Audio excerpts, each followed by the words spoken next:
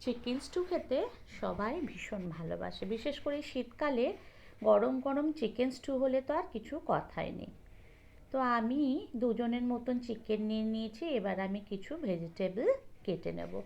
আমি নিয়েছি 5-6টা বিনস, একটা গাজর, একটা আলু আর পেঁপে। প্রথমে আমি বিনসটাকে ছোট ছোট টুকরো করে কেটে নিলাম।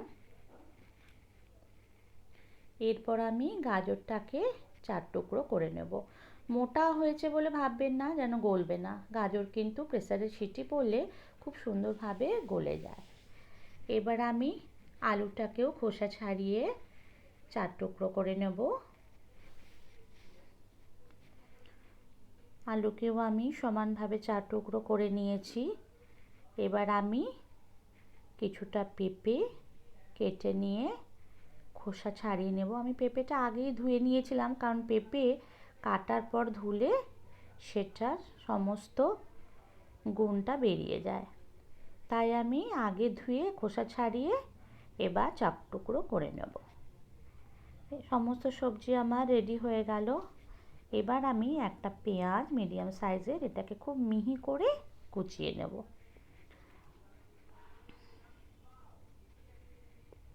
পেঁয়াজটা কুচিয়ে নিলাম। এবার 1 ইঞ্চি মতন আদা গ্রেট করে নেব। আদাটা গ্রেট করে নেওয়ার পর 5-6টা রসুন আমি যেটা ছাড়িয়ে রেখেছিলাম ওটাকে এবার ক্রাশারের মধ্যে ভরে নেব। যখন আমি প্রেসারের মধ্যে সমস্ত সবজি কষবো তখন এটাকে আমি দিয়ে দেব। এবার প্রেসার কুকার প্যান গরম করে আমি এর মধ্যে দিয়ে দেব কিছুটা তেল আর বাটার। বাটার যখন মেল্ট হয়ে আসবে ওর মধ্যে আমি সমস্ত পেঁয়াজ কুচিটা দিয়ে দিলাম। এর মধ্যে একটু নুন দেব যাতে পেঁয়াজটা নরম হয়ে আসে। দিলাম আমার ক্রাশ করা আদা।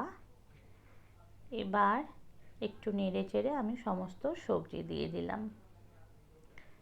সবজিটা ভালো করে নেড়ে চেড়ে সটে করে নেব। হালকা যখন নরম হয়ে আসবে তখন এর মধ্যে আমি চিকেন টুকরোগুলো দিয়ে দিলাম।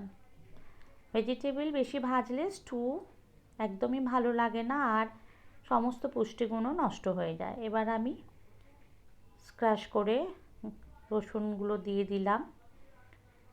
আমি কিছুটা মরিচ নিয়েছি, স্টুতে সাদা মরিচই বেশি ভালো লাগে। এবার সামান্য জল দিয়ে একটু নেড়ে চেড়ে আমি প্রেসার কুকারের ঢাকনা বন্ধ করে দেব, যাতে মাংস কিছুটা সফট হয়।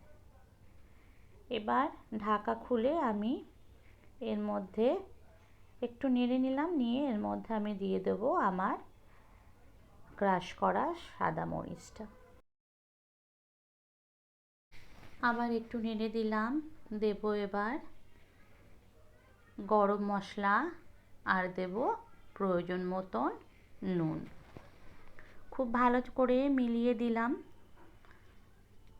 এবার দেব প্রয়োজন মতন গরম জল। আমি বলেছিলাম আগের ভিডিওতে আমি সবসময় গরম জল ইউজ করি। গরম জল দিলে যে কোনো রান্নারই টেস্ট ভীষণ ভালো হয়। প্রেসারের ঢাকনা বন্ধ করে দিলাম আর দিলাম আঁচটাকে মিডিয়াম ফ্লেমে, কারণ মিডিয়াম ফ্লেমে রেখে সিটি দিলে তবেই এই স্টুটা ভালোভাবে সেদ্ধ হয়। 4-5টা বেশি দরকার নেই, দিলেই হয়ে যাবে। আমার চিকেন স্টুটা রেডি হয়ে গেছে। আমি এর মধ্যে 1 চামচ কর্নফ্লাওয়ার গুলে দিয়ে দিলাম। রেডি হয়ে গেল আমাদের এই অসাধারণ স্বাদের চিকেন স্টু। আপনারাও বাড়িতে ট্রাই করবেন, ভীষণ ভালো লাগে রুটি, ব্রেড বা গরম ভাতের সাথে। আর ভিডিওটা ভালো লাগলে অবশ্যই লাইক, কমেন্ট, শেয়ার করতে ভুলবেন না। আর আমার চ্যানেলটাকে অবশ্যই সাবস্ক্রাইব করবেন।